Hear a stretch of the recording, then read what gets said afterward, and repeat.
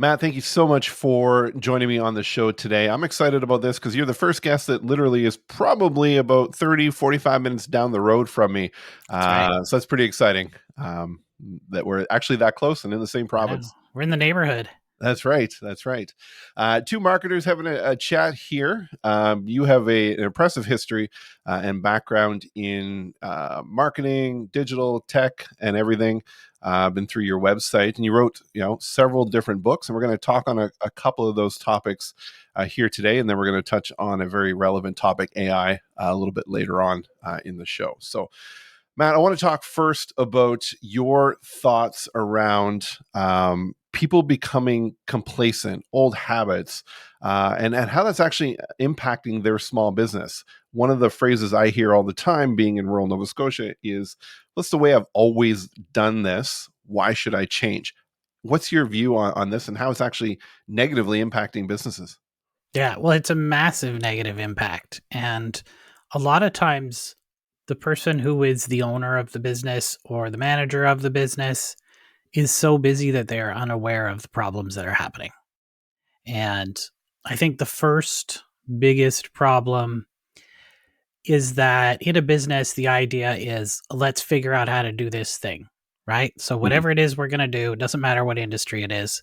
As soon as we've figured out how to do it, the next step is document the process, right? So, we want to make that process, if we haven't documented it, I mean, you should be documenting your Mhm. processes, right? But you document the process, or you have someone in the organization who knows how to do it and they have a system. And once you have the system, our brains are, have evolved to be lazy, right? Because we want to conserve that energy. We don't want to be spending our time thinking up new ways to solve the same problem. And that's a problem because things change over time, right? Yep. Um, the title of my previous book is How We've Always Done It. And there's a little story in the book there where one of the staff members was spending about a dozen hours a week posting to sites for social media, getting zero engagement, right? So they were spending almost a quarter of their entire salary and all of their, work and resources to something that had absolutely no benefit whatsoever. And that happens all over the place, right? Another thing that happens is if there's no review of the processes, then there's no reason to update those processes. And you don't know if they're still valuable or not, right? Mhm. The other thing is updating our knowledge. And, as somebody who graduated high school in 1990, I'm sure that the education system is a lot different now in high school than it was when I went to school, obviously. But and again, the example that I used from the book is a conversation between a parent and a child, a real one that a friend of mine had with their own child about how come they're watching Jurassic Park and the dinosaurs don't have any feathers on them. And it turns out, actually, at the time when they made Jurassic Park, they knew the person that they had talked to, the paleontologist, knew that dinosaurs actually had feathers, but it was not common knowledge, and the studio was worried that if they had feathered dinosaurs, people wouldn't recognize them. Hmm. So they went with non-feathered dinosaurs. But in school now, they teach that dinosaurs had feathers, right? They're basically just giant birds, right? They're like giant lizard birds kind of thing. I'm not a paleontologist, don't quote me on that, but apparently dinosaurs have feathers. So anyways, when it comes to your business, updating your knowledge matters, right? And there's something about that that's really interesting and very relevant right now. And that is that the way that current marketing, especially in the social media world, has changed is that they don't use the same KPIs and the same metrics that we used to. But everybody out there is still telling you, you got to get that engagement, tell people to smash that like button, Um, but that's not what makes your content spread anymore. So if you don't update your knowledge, then you're going to keep doing the same thing and getting less and less benefit over time until it's worthless. Absolutely. And Man, you got me and you got everyone else on the edge of the seat, and you say update your knowledge, and that's not the what works now. What is working now? What is going to get that, move that needle for us? Well, I mean, there's a few things. And so it really depends what your goal is. But if you talk to 99% of business owners, it's lead generation, right? Everybody wants more leads, leads, leads, leads. But they're all posting on kind of what I would now call traditional social media, which is your kind of image and text based media. That's Facebook, Instagram, Twitter, these places where they've always been posting. And so they're keep posting, thinking that they're going to reach new people somehow when they're absolutely not going to reach any new people. The chance of you putting a business or, profit related or lead generation related post on, with an image and some text on Facebook and getting someone new to see it is almost zero. Even if it does actually get some spread to it, the chance of it going, like, as people quote, viral is zero, because the algorithm knows it and it says, we're not going to spread this any farther because we want you to spend money to spread this farther because you're a business and you have money and we want your advertising dollars, right? Absolutely. Now, there's sections of these platforms that do have reach, right? What everybody calls reach, which is reaching new people. And that's your vertical video side of it. And the vertical video portions of these apps, as well as other video apps, which is your YouTube Shorts, video from Pinterest. Pinterest actually upcoming player again right now, by the way. Your video and stuff on apps like Snapchat and Discord. And then you've got streaming apps, Twitch, Amazon Live, kind of regular YouTube, and the TikTok, and all these places that have kind of peer generated video content. I didn't have a term for what these are. Mm-hmm. And that's how I came up with the idea for my new book, which is called Peertainment, because it's peer generated entertainment. And I know, and I've had a few people point this out, and I understand that previous image and text were also peer generated, but they didn't have the same goal. And that's what kind of brings this around to your original question, is how are they different? And, what is effective now? And these peertainment networks, they have three things that they're trying to get from you. And if you align your goals for your business with the goals of the platform and the goals of the person who is going to watch your video, those have to be in alignment. And what you're trying to get is audience retention is number one. Audience retention is how long does the person consume your content for? So if you had like this podcast, let's say it comes out to 30 minutes, somebody listens to it for 15 minutes, that's a 50% audience retention. And then it averages that, the more people. So, if two people watch it for 30 minutes, two people watch it for 15 minutes, it's still 50%, right? Actually, that would be 75%, but we'll do the math later. Okay, so you've got audience retention. The other one is called watch time. And watch time is different than retention. It's not how long people have watched your content. It is the total amount of time spent watching your content. So if two people watched your video of this show for 30 minutes each, you would have an hour of watch time. And then the third one is session time, which is if they watched your content, did they watch any more of your content? Or if they listened to your podcast, did they listen to more episodes of your show? So you need to optimize for those three things: audience retention, watch time, and session time.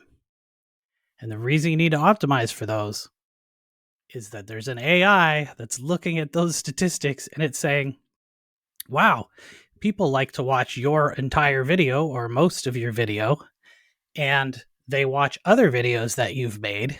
So we're going to spread that to more people who are demographically similar to these people, or people who watch videos that are in a similar style or a similar topic. And just like everybody talks about all the generative AIs right now, like ChatGPT, and everybody's all crazy about it, and Bard and all the things, these systems are all managed by AIs. The AI has goals. It's been told these are the things. If this happens, spread this to more people. So if you want your content to spread, that's what you got to do. It's very interesting. You got to play by their rules. You have to play by their rules because they hold the purse strings, right? Mm-hmm. Yeah, and I'm pretty sure there's people that are listening right now, and they're like, "Oh, like I have to do video." and Well, it's, you don't well, have to yes, do you video, but I mean, it's going to help to get it out there, and a lot of times, we're seeing less and less posts where there's links out to outside websites and things like that because it's going against what they want, right? that's right. If you're trying to make people leave the platform, that goes against the idea of watch time and session time, Mhm. right? That's where advertising comes in. So your advertising is kind of twofold. One side of your advertising is I'm going to pay to get the distribution that I need to reach more people. And the other side is I'm going to use paid advertising as an off ramp from my content or other people's content to what I want them to do. Right. Mhm.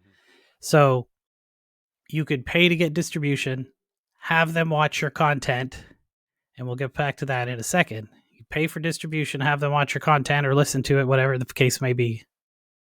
And then when you pay the platform to have people leave the platform, that's what they want, right? Mhm. They want your money because they want to make sure that you get a conversion when somebody pays, right? Mhm. So if you pay for ads, they want that person to go buy your thing because that makes you buy more ads, right?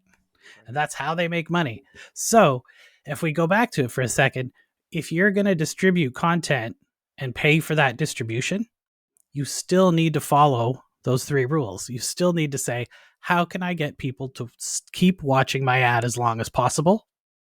How can I get them to watch it more often? And how can I get as many people to watch it as I can? And then you'll have success with your advertising, just like you would with your traditional content. And this works for everything. Okay. Mhm. Like your podcast, you put a little introduction, right? At the Mhm. start, Yep. and you talk about what's going to be in the episode. Why do you do that? Just Because you keep their want people attention. to keep their attention, right? Yeah. And I mean, there's lots of tricks of the trade and stuff that people talk about. Like open cognitive loops is something people talk about all the time. There's different terms for it, but that's like, at the end of this, I'm going to tell you a little bit more about how you could use entertainment for lead generation. So now people want to, like the cliffhanger ending, right? They need to Mhm. they need to see what happens, so they're going to listen longer, right? And and I will tell you that at the end, by the way. Excellent. So you mentioned there, and even before we hit record, how you've been using AI, and obviously when you go to your website, your book on Puritainment, you've got an AI chatbot on that site that's there. Mm-hmm. How do you feel AI is going to change, enhance, hurt, I guess, whatever you want to use out there, the current landscape for businesses and their marketing? Well, so there's kind of a short-term view and a long-term view. The short-term view is you better get on board now because the people who are using it are going to be so much more productive and get so much better results that they will like massively outpace all the competitors who are not using it. And of course, that's not every single industry, but it's the majority. Like Hmm. industries you wouldn't even think of, right? Over the long term, you just think about simple things like incremental improvement, right? So if I'm gonna try and learn a new thing, right? Like I was deep into like learning stuff about blockchain and Web3 last year. I wanted to learn everything about it, so I did something every single day for 100 days. I would sign up for something or read an article or watch a video or whatever it is, right? Every single day. And in 90 days, I was giving presentations about it because I knew more than almost everybody around me knew about that thing. Hmm. AI, I work with it every single day, every day. I worked on an hour this morning with my AI, right?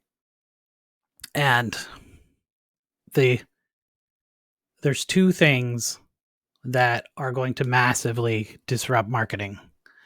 And the first thing is the generative AI process. It has already done it.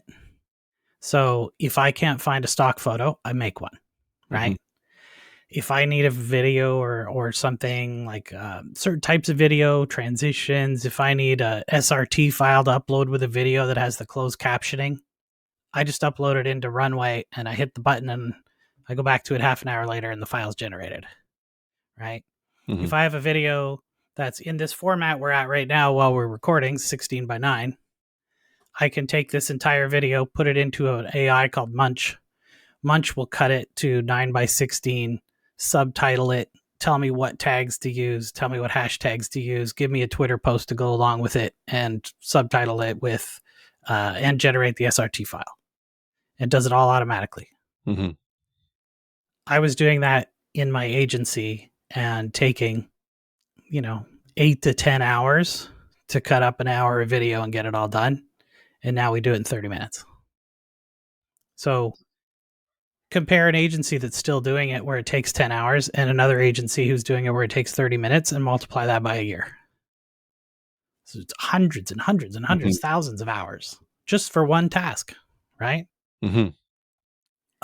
We write a post for a client who they have two websites because they sell in Canada and they sell on a separate website in the United States. So I use the AI to help me write a Canadian to United States spelling translator, which is honestly one of the most pain in the ass things to do before, right? Because we write something, there's different words are spelled differently and there's different slang between Mhm. the United States and Canada, right? Um, and you don't want to use Canadian spelling in the US. It's people get less offended in Canada if you use US spelling because they're kind of used to it, right? Mhm. From all the US media. But the other way around, people will like post on your stuff. They'll be like, oh, you spelled neighborhood wrong, you know? There's no Uh, U in color. right. So, anyways, I wrote this little translator with it's just a GPT Turbo API and a little bit of script that goes with it, and you could paste in the blog for one site, and it'll convert it to US or a Canadian English, depending upon what you started with. And we can post one to each site. Um, I had to go summarize a press release. I was sending out a press release for a clinic that does this amazing thing for cancer testing called functional profiling. They can actually double the survival rates of people by getting them the right treatment for cancers. Mm. They did a press release about their study, this 20-year study that they did. I don't understand anything about oncology. Okay. I don't know what the words are. I don't know what any of the drugs are. I don't know anything. So I needed to write a summary for this very complicated press release. Instead of writing it, I used the AI to write me a prompt for an AI that would summarize it properly. And Hmm. then I used that to summarize the press release. And then I had them double check it and they said it's perfect. So, I mean, these are things that would have taken, like I said, hours before. And now we're doing them in minutes, right? Yeah. Right. And and not only are we using the available tools, we're using those tools to write the tools we're going to repeatedly use. Mhm. So internally, I've got all these tools that we're building up in my agency. And then if I have somebody come on board who's, a new staff member or a contractor or something, I say, hey, I need you to handle this thing. Um, when you need to convert this from Canadian English into US English, just go use this tool. Does that make It's just sense? it's the sky's the limit what we can do. It is. So the other thing is a little more complex, and it's called AGI, right? Which is artificial general intelligence. Uh, GPT is an LLM. It's called a large language model, and what it is basically a really fancy version of predictive text, right? It was taught to predict some text, and then they used bigger models and put some more complexity to it, and they did that over and over, and that's how you get up to like GPT-4 now that can do amazing things, right? It could even your image generators are kind of the same thing. They're predictive text except with images, right? Mhm. And it depends how they're trained, and there's a bunch of stuff in there that we don't really have the time to get into, right? But an AGI is a task model. So the goal of an AGI is, how do I complete this task? And not only does it remember how to complete the task, it iterates by itself to figure out how to better do the task the next time. And it can also take that model to something it deems as a similar task and use what it learned from one task to learn how to do another task. Hmm. And so what they've done is they've combined this with the generative AIs like ChatGPT and Stable Diffusion or Midjourney and these type of things. And now you can give it a task. You can say, I want you to go search all the YouTube channels related to this topic, find the most popular videos, take all the screenshots, generate a thumbnail or 3 thumbnail designs that look similar, and write me a script with time codes of what we should make our videos, what the narration and everything for our video should be to compete with these other videos. And you can let it go and do its thing and, go to bed and get up in the morning and you have a video script and 3 thumbnails ready to go so you can start recording it, right? And it could go do those Amazing. processes on this by itself. Now, is this technology readily available to us now? You can install it on your laptop today. It's open source. Excellent. Now you got to know how to use Python, but so you might need a developer, but it is available. And the idea that somebody like, we need to ban AI, like those days are over, right?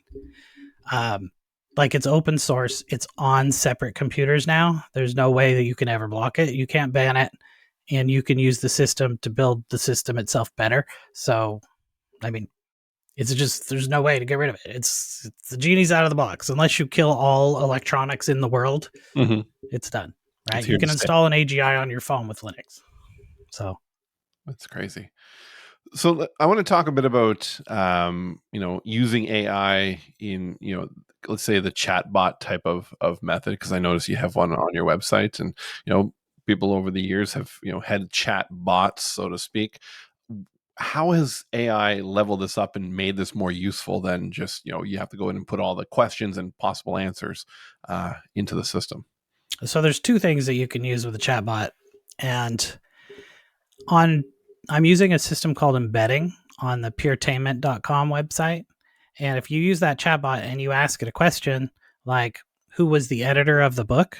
It'll tell you about Alicia Quinn, and she's the editor, and that she lives off grid in Nova Scotia, and she has 2 dogs, and but it's just pulling that from a list of data points that I gave it. So embedding in an AI is essentially, it's just going to regurgitate the information you told it to tell people, right? But it can understand like a difference between who edited the book, who was the editor, was Alicia your editor, all of these questions. It understands what you're trying to get at, and it can pull the right information and contextually give that to you. The other option is called training. And training is when you're giving data to the AI model itself that it's going to learn from and extrapolate from. You're not telling it, repeat this if somebody asks something about this topic. You're saying, here's all the data, use it as part of the model when you generate your output. So training would be something like what I'm working on right now. There is a piece of software that I use in development that has terrible documentation. It's really hard to find kind of bits of code for it, which makes me feel like I shouldn't be using it. But anyway, that's not important. What I've done is I've gotten all the official documentation, uploaded them to a database system called Pinecone, and which is a vector-based database. Which, if you're interested in that thing, you can go look it up. If you're not, you don't need to know. And that trains the AI. So now when I ask it questions, it gives me the current version answers, because ChatGPT, even GPT-4, was only trained up to like 2022 or halfway through 2021, I think it is. So any changes that have been made to The programming systems since then are not reflected. But now that I've trained it, it pulls from the latest data first and it integrates that into its knowledge. So it will write code from that it was originally trained from, but it also will modify it with the changes that have been made since then and then generate appropriate code for me to use in my program. But you can also do it for training models like everything from your customer service database can be put into the training model. And then when people ask it questions about your product or service, like when I push the power button, nothing happens. And it can search that training data you gave it and say, what model do you have? And you can be like, okay, it's a 1234. And it says on the 1234, if you would like to reset the system, pull out the plug for 10 seconds, put the plug back in, hold the power button down for 3 seconds, right? Because it's trained on your customer service data. It's brilliant. It's brilliant. Now, you mentioned that, by the end of the episode, you talk about entertainment and how to use that in your marketing. Absolutely. Let's do it. So I think that there is, and I should preface it a little bit. This is not a new idea, right? It's been around for a long time. But what there hasn't been is kind of anyone looking at kind of a business proof of concept and saying this can work for anybody, right? It was all like, wow, that was a one-off that, somebody made the Squatty Potty video and they made $1 million or whatever, right? Which was actually Daryl Ives, the YouTube guy who wrote the YouTube formula book, which is brilliant. But there's a company who's, kind of coincidentally, one of Daryl Ives' clients of his mastermind group.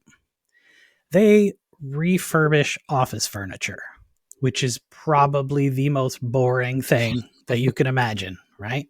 Right. Nobody is going to go on YouTube unless they're refurbishing their own office furniture, which doesn't help that business any, right?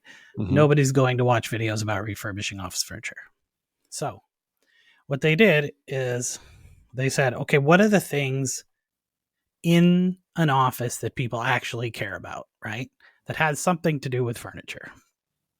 Their most popular video, I believe it has 2.4 million views.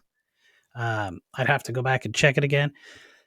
It's about how to hide the cables on your desk. So it's about kind of desk cable organization. They have links in the description that go to affiliate Amazon products. So you can get all the products that they used in the video and the cable wraps and all the things that they used to tidy up the desk and the little box that they put underneath their monitors. So you can slide your laptop under it and all that stuff. None of those are their own products. But between the revenue that they get from the ads that show before and during their videos and all the affiliate revenue they get, they're making $30,000 a month. That's insane. And they used to spend $60,000 a month on ads. So now, not only are they not spending any money on ads, they're making $30K back on their organic, and they have 10 times their business. So their business now does about $12 million a year.